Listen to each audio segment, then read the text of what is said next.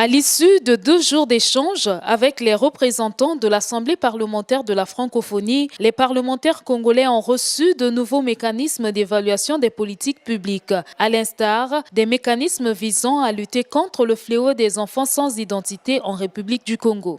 96% des enfants nés au Congo sont enregistrés.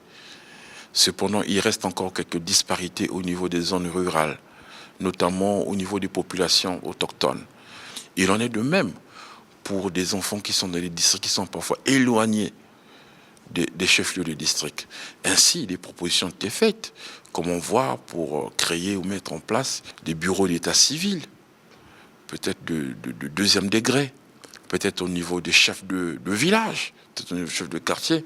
Il s'agit des propositions qui sont à étudier, qui sont mises en place pour que nous puissions effectivement arriver à 0 enfant sans acte de naissance. Le deuxième vice-président du Sénat a salué ces moments d'échange fructueux et espéré que les connaissances acquises permettront aux parlementaires congolais de mener à bien leur mission.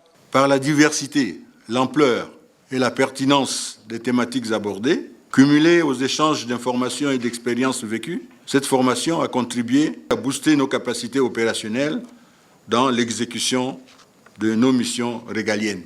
Les participants à ce séminaire, animé par 2 fonctionnaires du Sénat français, un du Canada, un député de la République gabonaise et la représentante de l'UNICEF au Congo, ont recommandé la mise en place d'un réseau de contrôle parlementaire et d'évaluation pour le suivi des politiques publiques.